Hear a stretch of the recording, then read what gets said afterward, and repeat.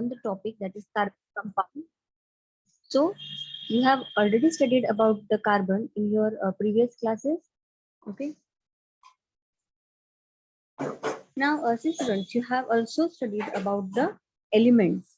What are elements? Okay, what are the types of elements? So the substance whose molecules are made up of one or more identical atoms is called an element. These things you have already learned. Okay, and we have generally a classification of elements into three groups: metals, non-metals, and metalloids. Okay, so today we are going to study about the carbon. So carbon, it is a non-metal. Now here you can see the symbol of carbon. It is C, and its atomic number is 6, whereas its atomic mass number is 12. Here, what is the symbol of carbon? It is C. Atomic number of carbon is 6. Its atomic mass is 12. Its electronic configuration is 2, 4. The valency of carbon is 4, and it is a non-metallic element. Okay, so this is the very basic thing that you should always know about the elements. Okay, and in our day-to-day life, there are many products which we are using every day. Many things which we are using every day, it is mostly made up of carbon. Okay, so for example, if we consider the products like we use the rubber, we use ink, steel, we use the pencils. Okay, so these are the very few things I told, but there are lots and lots of things that are made up of carbon. So just you have to remember all these things. Symbol of carbon is C. Its atomic number is 6. Its atomic mass number is 12. And its electronic configuration is 2, 4. Means what happens while filling the electrons in the different shells, the 2 electrons are added in the first shell and the 4 electrons are added in the next shell. Therefore, its electronic configuration is written as 2, 4, and its valency is 4. Valency, it is the combining capacity of an element. So, the carbon is having a valency 4, so it can bond with the 4 different atom, and it is a non-metallic element. Now, if we see about the occurrence of the carbon, the name carbon is derived from the Latin word carbo. The meaning of carbo is coal. Okay. Carbon is found in nature in free as well as in the compound state. And carbon in the free state is found as diamond and graphite. And in the combined state, in the following compounds, like as carbon dioxide in the form of carbonates, such as the calcium carbonate, marble, calamine, and here the its formula written ZnCO3. Then it is also found in the fossil fuels like the coal, petroleum, natural gas.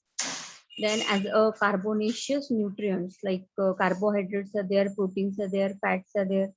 Okay, natural fibers like cotton, wool, silk, etc.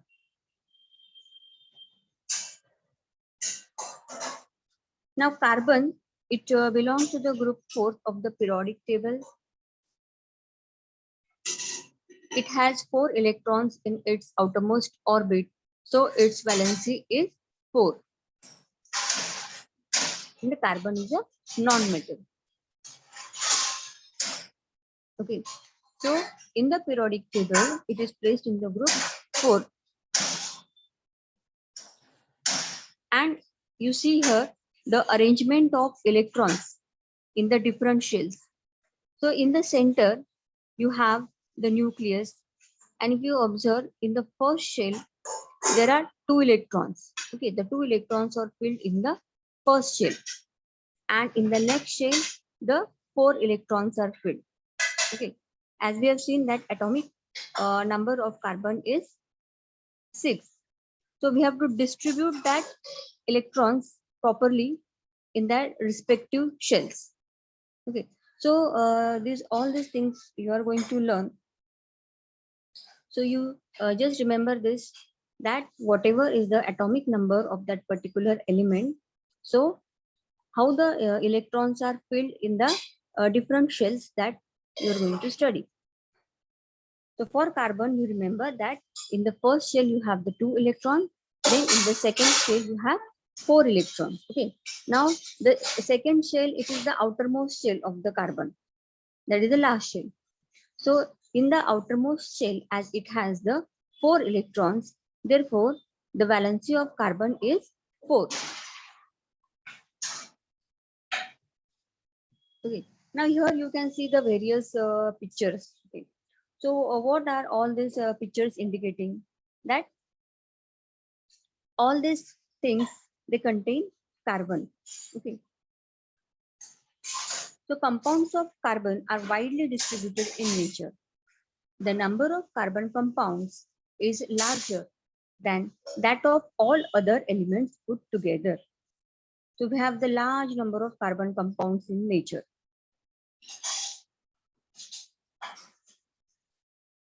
So why so many carbon compounds in the nature? Because carbon is a chemically unique, okay, and carbon is having a very important property. So what is that property of the carbon? Like only the carbon atom have the ability to combine with themselves. Okay, carbon can form the bond with itself and can form the long chains. So this property of carbon is called as the catenation. Okay, so remember this thing. This is very important. What is catenation? So you can say like carbon is having the ability to combine with themselves to form long chains, and therefore we have many carbon compounds in nature. So here you can see that how long the carbon compounds are formed.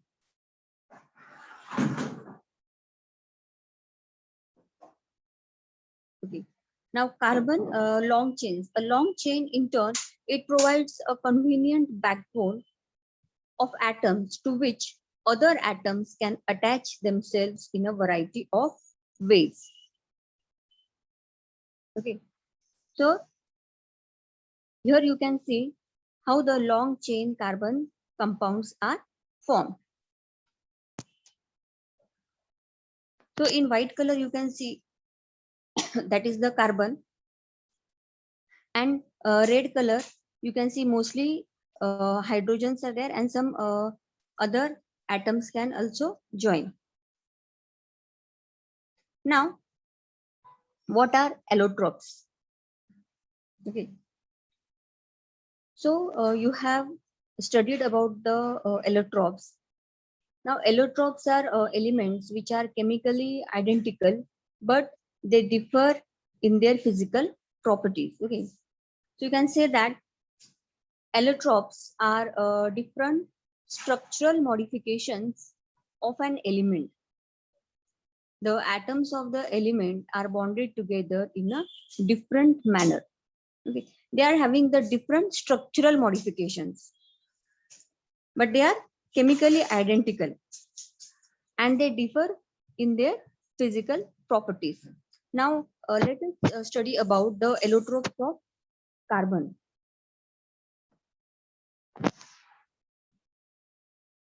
Now, carbon has 3 crystalline allotropes.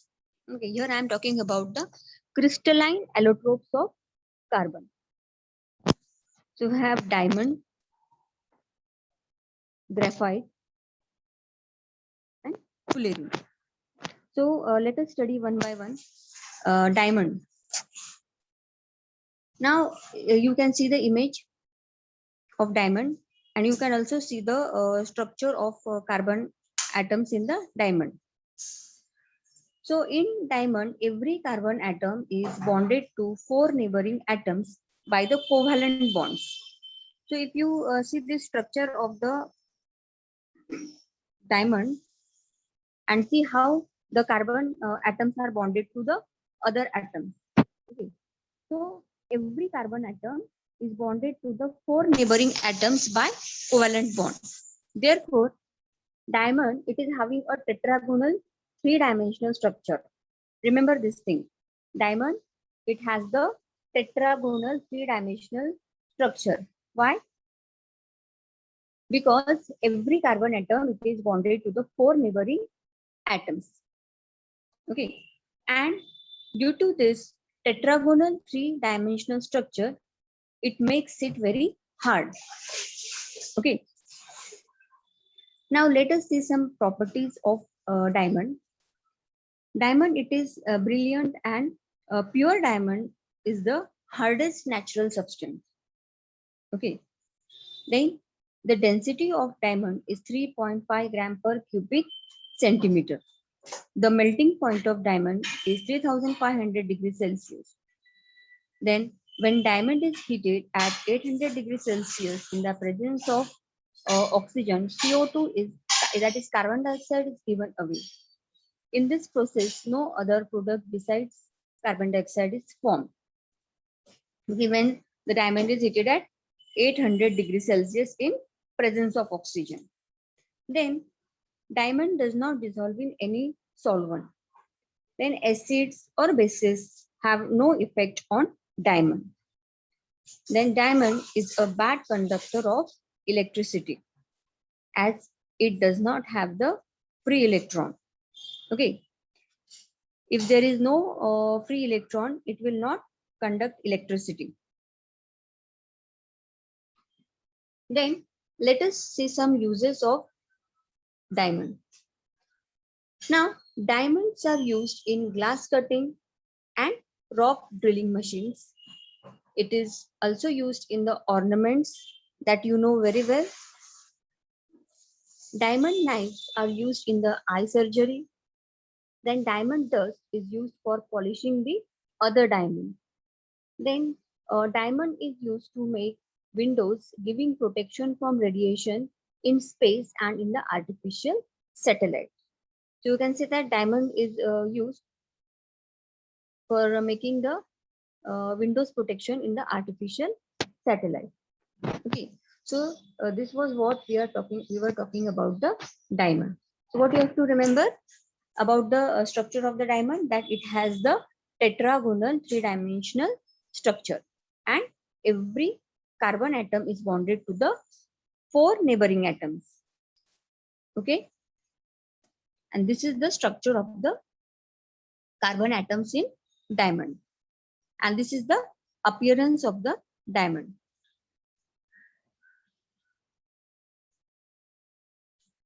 Then next allotrope of carbon, that is the graphite. So the structure of graphite, if we see, every carbon atom in graphite is bonded to 3 other carbon atoms in such a way that a hexagonal layered structure is formed. Okay, you can see the structure.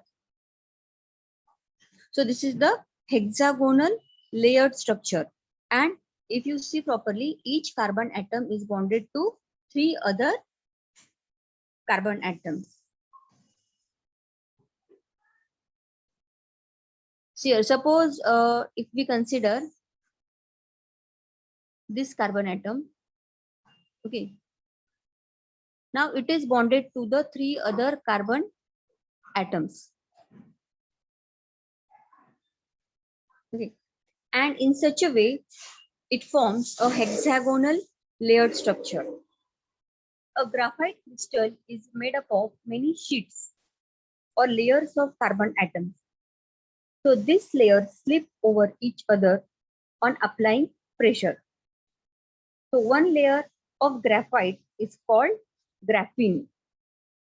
Okay, so this graphite, it is a layered structure, and that one layer of that graphite, we call it as the graphene. Okay. Now, if we see the properties of the graphite, it is black color, soft, it is brittle and slippery. Then inside each layer of graphite, free electrons move continuously within the entire layer. And as the free electrons move, therefore we can say that graphite, it is a good conductor of electricity. Okay, remember this thing. In diamond, we have seen that there is no free electron. Therefore, it is the bad conductor of electricity. But in graphite, we have, remember this thing, this is also very important. In graphite, we have the free electron. Okay, in graphite, we have the free electron, and therefore, we can say that graphite is a good conductor of electricity.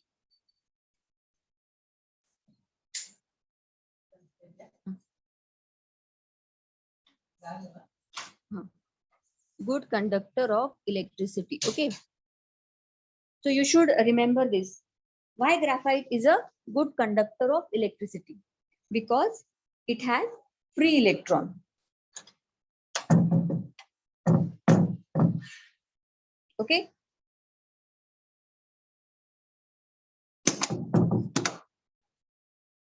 Then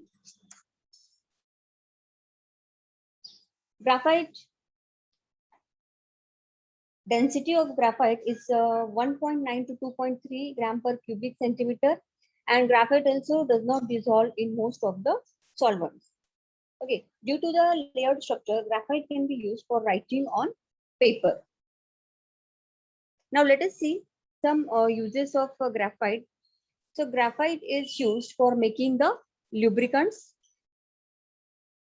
Graphite is used for making carbon electrodes. Graphite is used in pencil, okay, for writing. Then graphite is used in paints and polish. Then graphite is used in arc lamp, which gives a very bright light. So what you will remember here for graphite, that every carbon atom is in graphite is bonded to 3 other carbon atoms in hexagonal layered structure, and each layer of that graphite is called as the graphene. Okay, and graphite is a good conductor of electricity. Why it is a good conductor of electricity? Because inside each layer of graphite, free electrons move continuously within the entire layer. That is why graphite is a good conductor of electricity. Then next one, we have the fullerene. Okay, so you can see the structure of fullerene. Okay, this is the structure of fullerene. Now, fullerene, it is a allotrope of carbon. It is rarely found in nature. So it is found in the soot and in interstellar space. The first example of fullerene is the Buckminster fullerene. Okay, it is also called as the buckyball. Okay, and it is written as C60. Now, this allotrope of fullerene is named after the architect, that is the Richard Buckminster. Okay, because he has designed some building which was like a geodesic dome. Okay, so the structure of fullerene resembles to that. Therefore, this name was given to them. Now, if we see the properties of the fullerene, molecules of fullerene are found in the form of buckyballs and buckytubes. There are 30 to 900 carbon atoms in one molecule of fullerene. See how many carbon atoms are there? 30 to 900 carbon atoms are there in one molecule of fullerene. Now, fullerene are soluble in organic solvents such as carbon disulfide, chlorobenzene. Okay. In the previous allotropes like diamond and graphite, we have seen that graphite does not dissolve in most of the solvents. Okay, but here in diamond also it does not dissolve in any solvent. But here in fullerene, you can see that they are soluble in the organic solvents like carbon disulfide and chlorobenzene. Okay. Now let us see some uses of fullerene. Now fullerenes are used as insulators. They are used as a catalyst in water purification.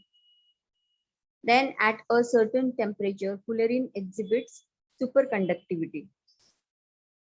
These are some of the uses of fullerene.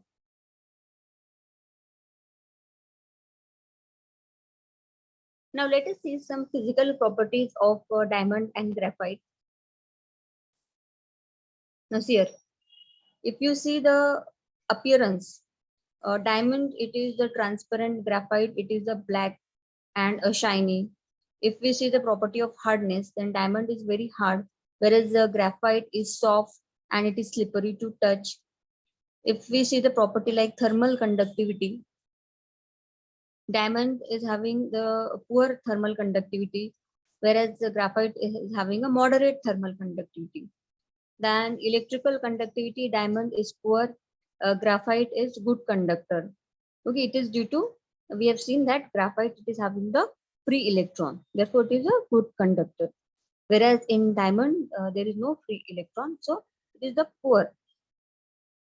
Then if we see the density, see it is 3510 for diamond, graphite it is 2250. If we see the uses, so diamond is used in jewelry making, drilling, in graphite, that is the dry cell, electric arc, lubricant, pencil lead. Okay, so all these uses we have seen.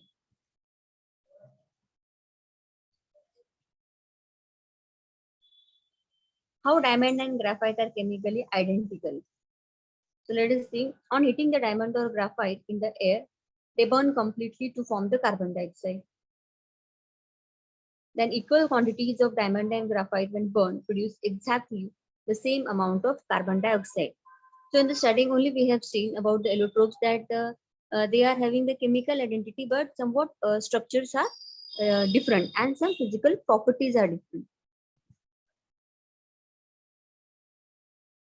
So why the physical properties of diamond and graphite are so different? Due to the difference in the arrangement of the carbon atoms in the diamond and graphite. Okay, so here you can see the two allotropes of carbon, that is the diamond and the graphite. Okay, and just see the structural arrangement. In both the allotropes, the way the carbon atoms are bonded, that is different. Therefore, they differ in the physical properties. Now, apart from this, there are some, you can say, non-crystalline or the amorphous forms of carbon also. But in such cases, the arrangement of carbon atoms is not regular. So some examples I will give you here, like coal is there, peat is there, lignite, bituminous coal, anthracite, charcoal is there. Okay, then coke is there. So all these are the amorphous form of the carbon. So these things you have already studied. Like you know that coal is a fossil fuel. It contains carbon, nitrogen, and oxygen. Somewhat it also contains nitrogen, phosphorus, and sulfur. Then it occurs in the solid state. You have also studied that the coal is of the four types, that is the peat, lignite, bituminous coal, and anthracite. Okay, anthracite is the pure form of coal. Then bituminous coal was formed as the third step for formation. It contains 70 to 90% of carbon. Then lignite, it contains 60 to 70% of carbon, and peat, it contains 60% of carbon.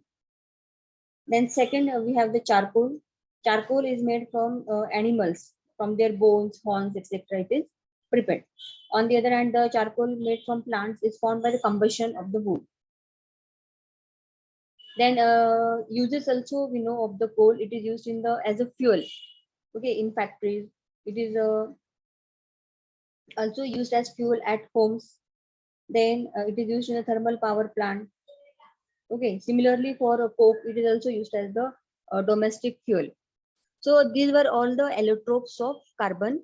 So here three important allotropes we have studied about the carbon, like diamond, okay, diamond, graphite, and fullerene. So this you have to remember.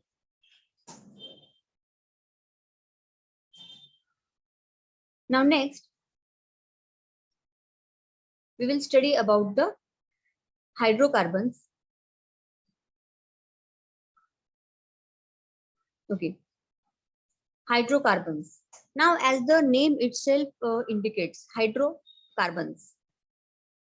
So hydrocarbons are compounds of carbon and hydrogen. So therefore, we call it as the hydrocarbons. The natural source of hydrocarbons is petroleum. Okay, that is the crude oil. Now, which is the simplest hydrocarbon? Let us see. So, a molecule of methane has 4 hydrogen atoms linked to one central atom of carbon. So, this is the simplest hydrocarbon. So, here you can see the structure of methane. Okay. So, here you see the carbon is in the center. Okay. Now we know that the valency of carbon is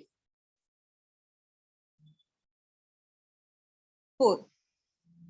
So it can be bonded to the 4 different atoms. So here in methane, you can see the hydrogen atoms are bonded with the carbon. 4 hydrogen atoms are bonded with the carbon.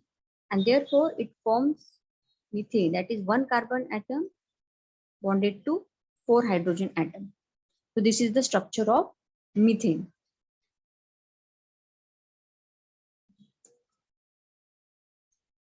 Okay. So this is shown in the form of model, the structure of methane.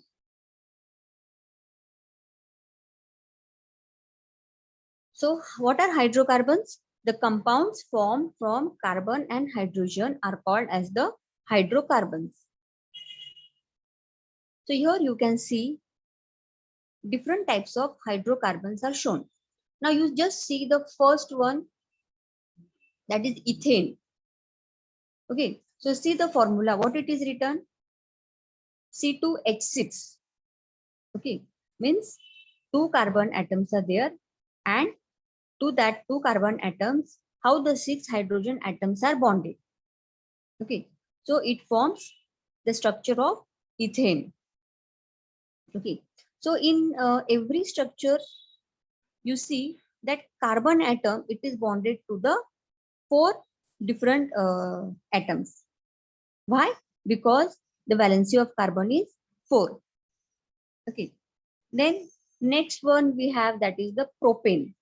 Okay, now propane, it should have 3 carbon atoms. Okay, see the formula C3H8.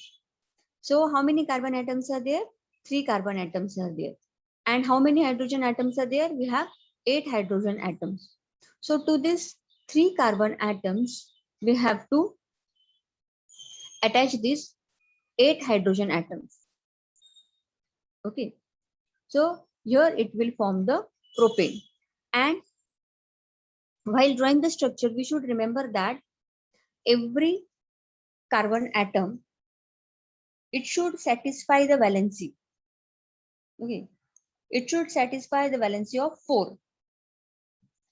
Means every carbon atom should be bonded to 4 atoms. So here also you can see in the structure that every carbon atom is bonded to the 4 atoms. Then butane. So the formula for a butane is C4H10. So here you can see 4 carbon atoms are there and 10 hydrogen atoms are bonded to it. Again here we have to see that each carbon atom should be bonded to 4 other atoms to satisfy the valency of carbon. Okay. Then the next one, that is the ethene. So its formula is C2H4.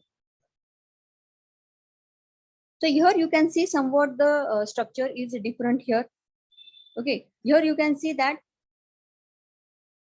between the two carbon atoms, you can see the two bonds are there. Okay. And to each carbon atom, the two hydrogen atoms are attached. So here also, you can see the valency of carbon, that is 4, is satisfied. Now how? Now you will think that how the carbon is bonded to the 4 atoms, right? By looking at the structure. But here you have to consider that here in the ethene, you can see here that the two bonds are there. Okay, double bond. So this two, if we consider for this carbon atom, these two bonds are there. This hydrogen bond and this hydrogen bond. So here you can see that each carbon atom is having the 4 bonds. This two double bond, okay, and this two bonds. Okay, same for the other carbon atoms. Whereas in the previous example, like propane, butane, you can see that there were no double bond. Okay, all are singly bonded. So here, if we consider for this carbon atom, you can see that this carbon atom, it is bonded to 3 hydrogens. Okay, 1, 2, 3, and 4th bond, it is with the other carbon atom. Okay, in this way, it satisfies the valency of 4. Now here in the next example, that is the propene. Okay, so its formula is C3H6. So here we should have the 3 carbon atoms, and we should have 6 hydrogen atoms. Now see the arrangement here.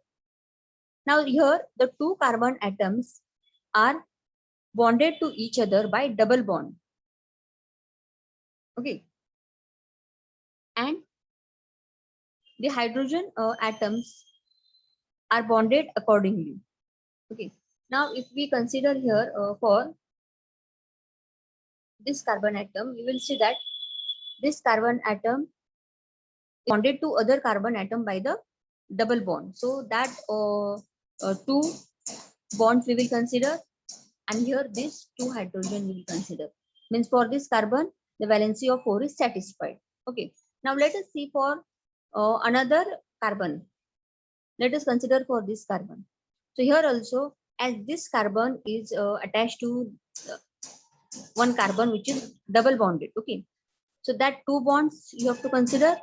This hydrogen, so this is the 3rd bond, and here carbon is bonded to other carbon by the single bond. Okay, here single bond is there. So this carbon also satisfy the valency of 4. Now let us see this carbon atom. Now here this carbon atom is bonded to 3 hydrogens, means these 3 bonds, and it is attached to one carbon atom by single bond. Okay, so here this carbon atom is bonded to the 4 atoms. So here also the valency of carbon is satisfied.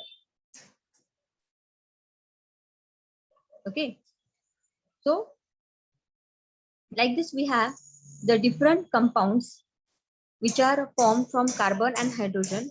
So they may be single bonded, it can be double bonded compounds, it can be triple bonded compounds. Now alkanes. The hydrocarbons methane, ethane, propane, and butane form a series of carbon compounds known as alkanes. Okay, so these examples which we have seen here. Okay, see here, ethane, propane, this ethane, propane, butane. So these are the examples of alkane. So they are having the single bond.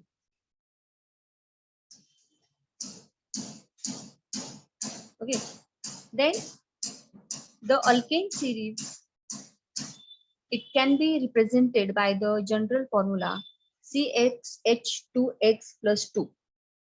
So it is the general formula for alkanes. Okay, suppose here we have the value of X we have the value of H as suppose 1. So what we will get here, C1H 2 into 1 plus 2. So by solving this, we get here CH4. Okay, CH4. So the first alkane we got here, that is the CH4, and you know that CH4 is the methane. So all these things you are going to study in the 10th standard. You have the lesson that is the carbon compounds. Okay. Now saturated carbon compounds. Okay. Now what are the saturated hydrocarbons?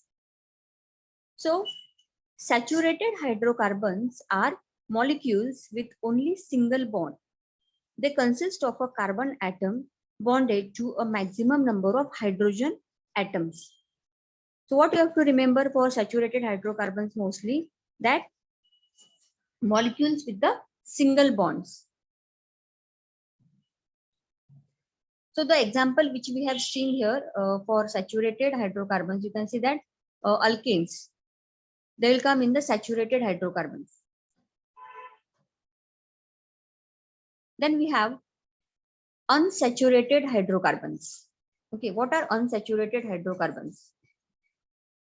Unsaturated hydrocarbons are hydrocarbons that have double or triple covalent bonds between the adjacent carbon atom. Okay, so here once again, what are unsaturated hydrocarbons? Hydrocarbons that have double or triple covalent bonds between the adjacent carbon atoms. Okay, the one with the double bonds are called as the alkenes, and the one with the triple bond are called as the alkynes. Okay, so here this is the alkene. Okay, here you can see the carbon-carbon double bond. Okay, and here you have the example of alkynes.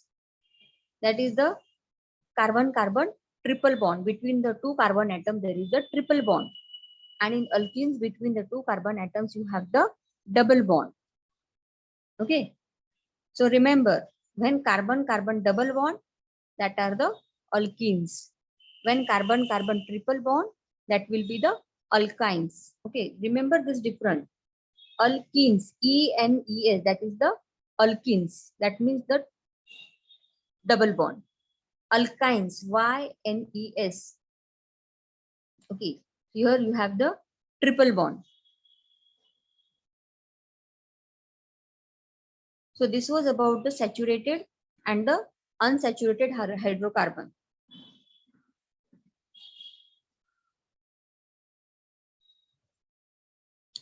See here the structure of alkene. Okay, for example, ethene is there. In ethene, you have the formula that is C2H4.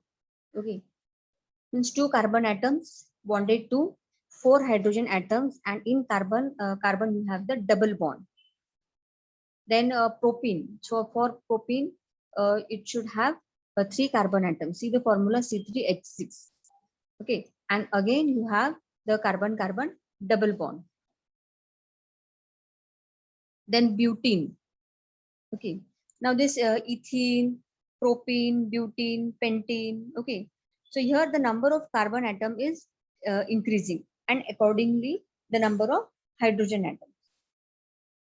So in butene you have the four carbon atoms bonded to the different hydrogen atoms, and in one carbon you have the double bond. Same for the pentene. You have the 5 carbon atoms and one carbon double bond.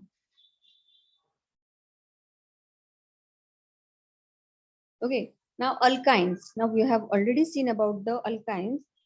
So alkynes, they are the unsaturated hydrocarbons which contain triple bond between the two carbon atoms.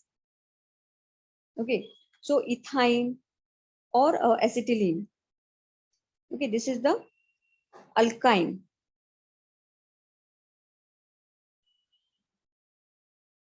Okay, So what you have to remember that saturated hydrocarbon single bond and unsaturated hydrocarbon you have the double or triple bond. Okay. So in saturated, see for saturated hydrocarbon you can write the example, that is the alkanes. Okay, saturated hydrocarbon example is the alkanes. In alkanes you have the methane, ethane, propane, butane, and so on. And in unsaturated you have the example like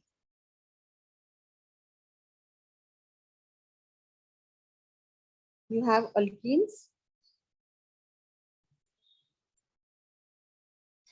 and alkynes. So alkenes with double bond and alkynes with the triple bond. Now next topic, that is the isomerism. Now compounds having the same molecular formula but different structural arrangement of atoms in them are known as isomers, and the phenomenon is known as the isomerism. Means their molecular formula is same, means they are having the same number of carbon atoms, same number of hydrogen atoms, but what is the difference? Difference is in their structural arrangement.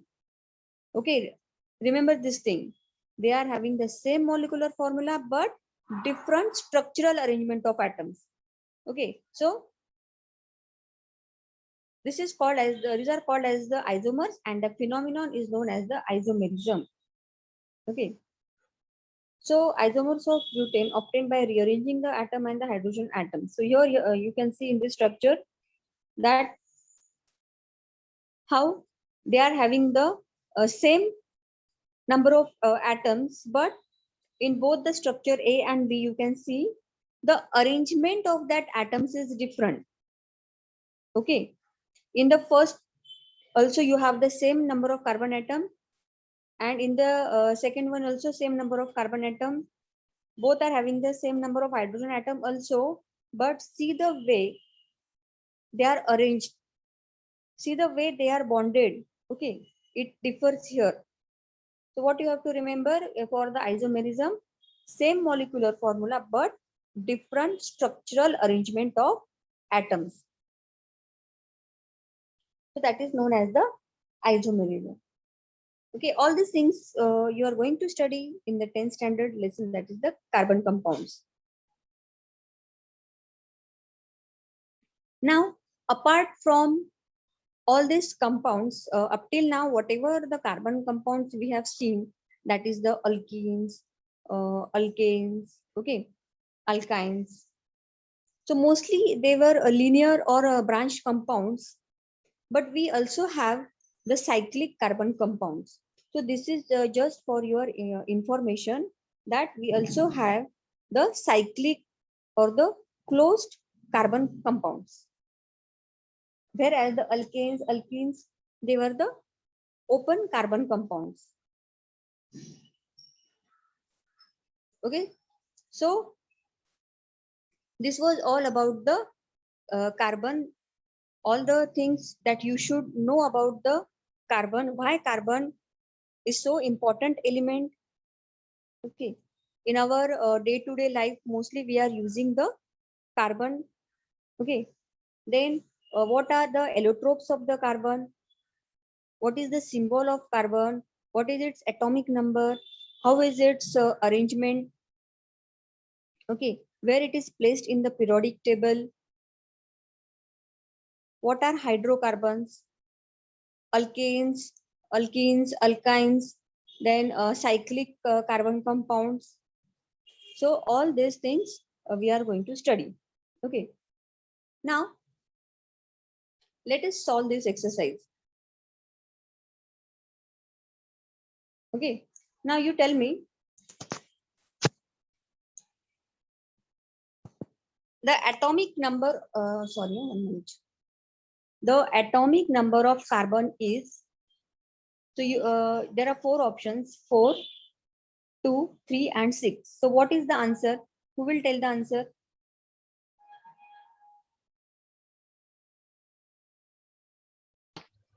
Recording in progress. Okay. Now, as you have told me the names of the allotropes of carbon. Okay. Here, one question I'm going to ask. Why is graphite a good conductor of electricity? Because of Ma'am, Ma'am, it have free electrons.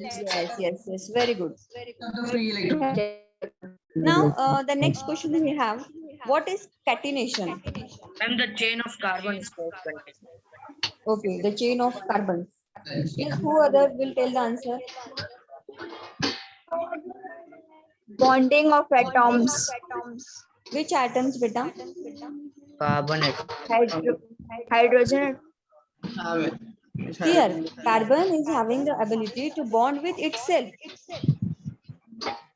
Okay, carbon atoms can bond with the other carbon atoms to form the long chains.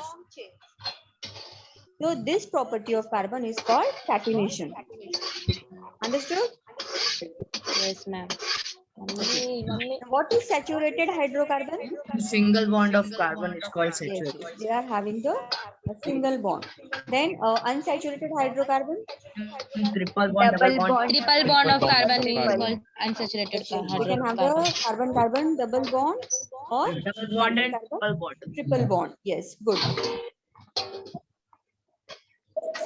So these are all the things that you should know about the carbon. Okay, students? Yes, ma'am. Yes, teacher. Yes, teacher. Okay.